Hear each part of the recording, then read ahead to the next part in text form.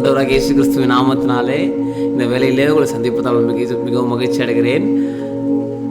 இந்த நாளிலும் ஆண்டோடைய வார்த்தைக்கு நேரம் கடந்து போகலாம்.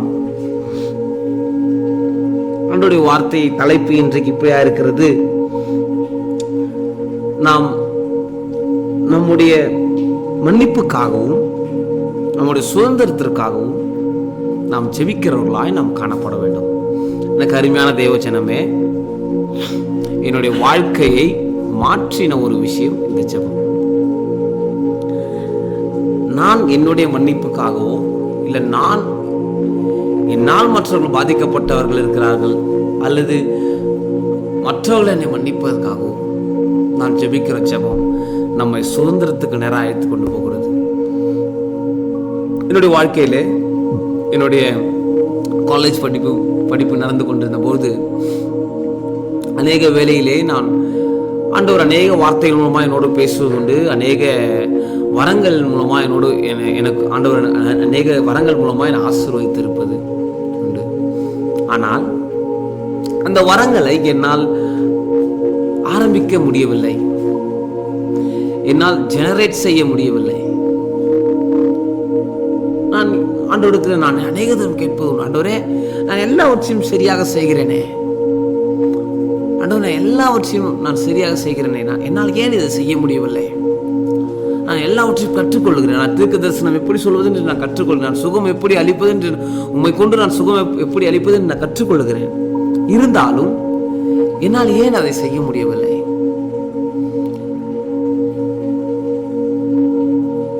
என்னால் ஏன் அதை செய்ய முடியவில்லை என்று ஆண்டவரிடத்தில் அநேக நேரங்களிலே என்னுடைய தனிமையின் வேலையில நான் ஆண்டவரிடத்தில் அழுது கேட்பது உண்டு. ஆனால் எனக்கு அருமையான தேவஜனமே, உண்மையாய் சொல்லுகிறேன், நான் எப்பொழுது என்னுடைய மனதார நான் மற்றவர்களை மன்னித்து என்னையும் நான் மன்னித்தேனோ, அப்பொழுதுதான் என் தேவனுக்கும் எனக்கும் உள்ள அந்த உறவு இன்னும் இன்னும் இன்னும் நெருங்கியது. உங்களுக்காக ஒரு வசனத்தை நான் வாசிக்க ஆசைப்படுகிறேன். எபேசியருக்கு எழுதின நிருபம் 4ஆம் அதிகாரம் 32ஆம் வசனம். ஒருவருக்கொருவர் தயவாயும் மன உருக்கமாயும் இருந்து கிறிஸ்துவுக்குள் தேவன் உங்களுக்கு மன்னித்தது போல நீங்களும் ஒருவருக்கொருவர் மன்னிக்க. எனக்கு அருமையான தேவஜனமே, மன்னிப்பது என்பது ரொம்ப கடினமான விஷயம். மறப்பது என்பது அதைவிட கடினமான விஷயம். தமிழில் ஒரு பழமொழி உண்டு: மன்னிப்பவர்கள் மனிதர்கள், அதை மறப்பவர்கள் தெய்வங்கள் என. ஆனால் நம்முடைய வாழ்க்கையிலே நாம் அநேக பேரை நாம் மன்னிக்க வேண்டியது உண்டு. நாம் மன்னிக்கும் பொழுது நம்முடைய வாழ்க்கையிலே சுதந்திரம் கிடைக்கிறது. சுதந்திரம் கிடைக்கும் பொழுது நாம் ஒருவரை மன்னிக்கிறோம் என்றால்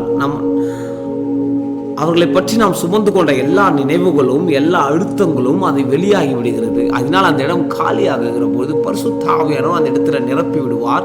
நாம் என்னென்ன வரங்கள் ஆண்டவரிடத்தில் கேட்கிறோமோ, என்னென்ன வார்த்தைகள் ஆண்டவரிடத்தில் கேட்கிறோமோ அதை நிரப்பி விடுவார். இங்கே நிரம்பும் போது, சுதந்திரத்தினால் இங்கே நிரம்பும் போது, நம்மளால் தேவன் நம்மை கொண்டு செய்கின்ற காரியங்கள் இன்னும் அதிகமாக ஆண்டவர் செய்ய அவர் வல்லவராக இருக்கிறார். இன்னொரு வசனத்துக்குள் நான் காண்பித்துக் கொடுக்க ஆசைப்படுகிறேன். கொலோசியருக்கு எழுதின நிருபம் 3ஆம் அதிகாரம் 13ஆம் வசனம். கொலோசியர் 3:13. ஒருவரை ஒருவர் தாங்கி ஒருவர் பேரில் ஒருவருக்கு குறைபாடு உண்டானால் கிறிஸ்து உங்களுக்கு மன்னித்தது போல ஒருவருக்கு ஒருவர் மன்னிங்கள். நான் மறுபடியும் சொல்லுகிறேன், உங்களை எப்போதெல்லாம் மற்றவர்களை மன்னிப்பது ரொம்ப கடினமாக இருக்கிறதோ, பிரதர் என்னால் இது முடியவே இல்லை பிரதர் அப்படி என்று நீங்கள் நினைக்கிறீர்களோ, அநேக வாலிப பிள்ளைகளை நான் கவுன்சிலிங் கொடுக்கும் போதோ இல்லை நான் ட்ரெயின் பண்ணும் போதோ அவர்கள் இடத்துல சொல்லுகிற விஷயம், அண்ணா என்னால் இது முடியவே இல்லை அண்ணா, நான் அவர்களை எப்படி மன்னிப்பது என்று எனக்கு தெரியவே இல்லை அவங்களுக்கு சொல்லுகிற ஒரே விஷயம், எனக்கு அருமையான மகனே, கிறிஸ்து உன்னை மன்னித்தது போல நீ மற்றவர்களை மன்னிக்க வேண்டும். சற்று யோசித்து பாருங்கள். நம் மனிதனும் நான் செய்கின்ற ஒவ்வொரு விஷயங்களும் அளவுக்கு அதிகமாக இருக்கிறது. ஆனால் ஆண்டவர் அதை பார்த்து பார்த்து பார்த்து தண்டிப்பாரானால் நாம் இந்த பூமியில் இருக்க வேண்டிய ஆளே இல்லை. ஆனால் ஆண்டவர் அப்படி செய்யவில்லையே. ஆண்டவர் நாம் செய்கிற சிறு சிறு தவறிலிருந்து எல்லாவற்றையும் ஆண்டவர் நம்மை மன்னிக்கிறார். நமக்காய் பிதாவிடத்தில் பரிந்துரை செய்கிறார். எனவே எனக்கு அருமையான தேவஜனமே, கிறிஸ்து நம்மை மன்னித்தது போல ஒருவருக்கொருவர் நாம் மன்னிக்க நாம் பிரயாசப்படுவோம்.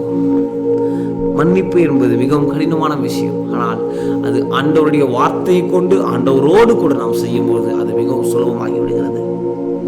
முதலாவது ஆண்டவரிடத்தில் நாம் மன்னிப்பு கேட்க வேண்டும் நமக்காக. இரண்டாவது நாம் மன்னிக்க வேண்டும் மற்றவர்களை. மூன்றாவது சுதந்திரத்தை நாம் சுதந்திரித்துக் கொள்ளுகிறவர்களாக நாம் காணப்பட வேண்டும். நம்முடைய வாழ்க்கையிலே நமக்கு நாமே சுதந்திரத்தை நாம் பேச வேண்டும். எனவே என்னுடைய வாழ்க்கையில் நான் சுதந்திரத்தை பேசுகிறேன், என்னுடைய வாழ்க்கையில் நான் மன்னிப்பை பேசுகிறேன், என்னுடைய வாழ்க்கையில் நான் மற்றவர்களை மன்னிக்கிறேன் என்று நம்முடைய வாழ்க்கையில் நாம் ஜெபிக்கிற ஜெபங்களை நாம் அனுதினமும் நாம் பேச வேண்டும். ஆண்டவரே, என்னுடைய வாழ்க்கையில் நான் சுகத்தை பேசுகிறேன், என்னுடைய வாழ்க்கையில் நான் மன்னிப்பை பேசுகிறேன். ஆண்டவரே, என்னுடைய வாழ்க்கையில் ஆண்டவரே என்னை நானே மன்னிக்கிறேன் ஆண்டவரே என்று சொல்லி நாம் ஜெபத்திலே ஜெபிப்போமானால் ஆண்டவர் நம்மளுக்கு அநேக ஆசீர்வாதங்களை தருவார். எனவே எனக்கு அருமையான தெய்வ ஜனமே, இந்த வேலையில் கூட நான் உங்களுக்கு சொல்லுகிற ஒரு விஷயம், மன்னிப்பு சுதந்திரத்தை தரும். உங்களுக்காக நான் ஜெபிக்க ஆசைப்படுகிறேன். எல்லா கண்களையும் முன் நான் ஜெபிப்போமா?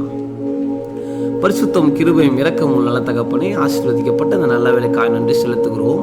ஆண்டவரே ஸ்தோத்திரிக்கிறோம். நீர் எங்களை மன்னித்தது போல ஆண்டவரே இந்த நேர்லை வாயிலாக ஆண்டவரே ஒருவேளை மன்னிப்பதில் அநேக பேர் கஷ்டப்பட்டு கொண்டிருந்தால் நீர் அவர்களுக்கு உதவி செய்யுங்க. ஆண்டவரே, நீர் எங்களை எப்படி மன்னித்தீரோ அதே போல நாங்களும் மற்றவர்களை மன்னிக்க கர்த்தர் உதவி செய்யும், பாதுகாத்துக்கொள்ளும், வழிநடத்தும். ஆசீர்வதியும்ப்பா. எல்லா துதிக்கான மகிமை முதல்வருக்கே செலுத்துகிறோம். இயேசுவின் மூலம் ஜெபம் கேளும் நல்ல பிதாவே. ஆமென், ஆமென்.